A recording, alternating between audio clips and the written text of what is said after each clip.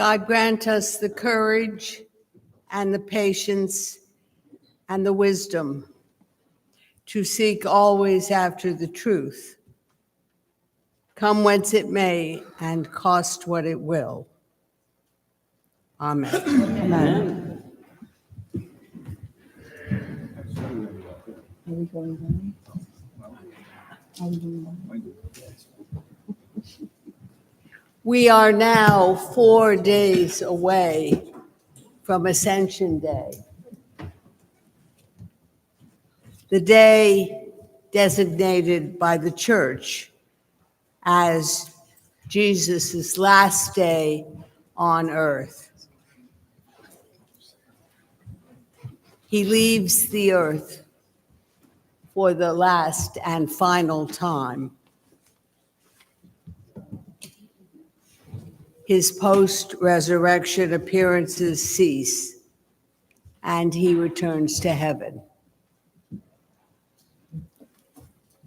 His disciples are losing the person to whom they are most connected in the whole entire world. Imagine what they must be feeling and thinking. There are days coming when Jesus will be remote to them, not standoffish or emotionally distant, but physically and absent and unavailable, or so they think. They fear that without his physical presence, the abundant life of love that Jesus promised will not be available. They feel loneliness, vulnerability. Jesus has tried to prepare them for his departure. He tells them to abide in the vine, to stay connected to each other and to the new young Christian community. He reminds them that the vine is not only the place where the branch or cane stays, it is also the branch's source of life. We're all connected, proclaimed a telephone advertisement a few years ago. Yes, but your cell phone and mine would not allow us to talk to each other without a cellular tower. And our televisions would not bring us Netflix and the Kentucky Derby unless there was a cell tower. Human life begins with an umbilical cord. Another human example might be a family reunion, the gathering that keeps us in touch with generations of our family from whom we actually come.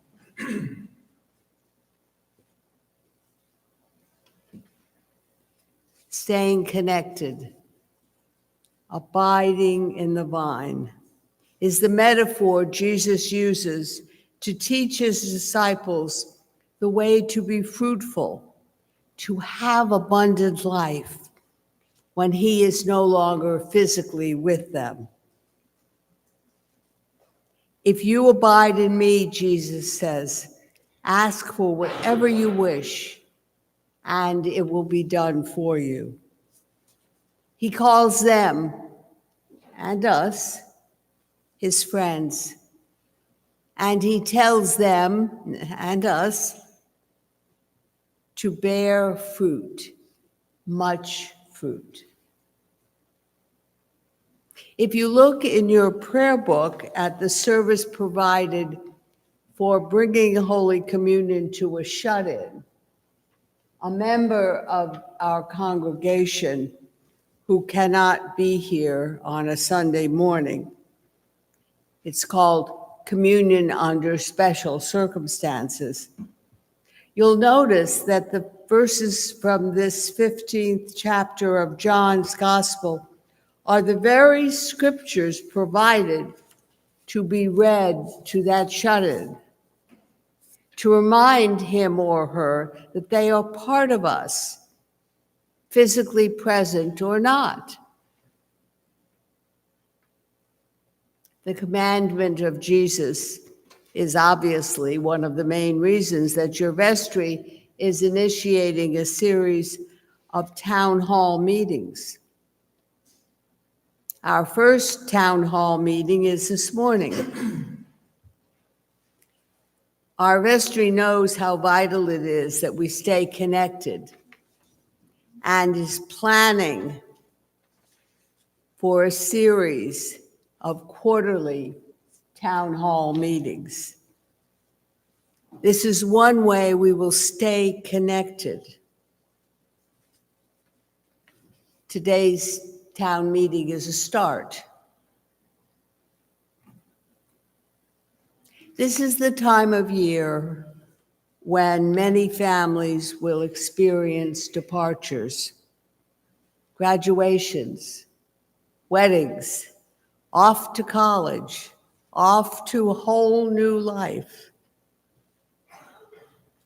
We are going to be separated from each other and from many of those that we love. As Tara said last week, people come into our lives for a season. Some come for just a short time. Some come for a lifetime. Life is an adventure. We end up in places we've never dreamed of and spending time with people we didn't even want to be in the same room with. We find our hearts broken and our homes left behind. And today is the bittersweet day St. Margaret says farewell to our seminarian, Joy Warburton, as Joy leaves this parish to gain additional training and experience at another. But if we endeavor to stay connected to those who leave through the vine that is Jesus, we will hold each other in prayer and rejoice in thanksgiving for the time we have shared. As Churchill Gibson once said, it's sad that you have to leave, but it would be tragic if you stayed.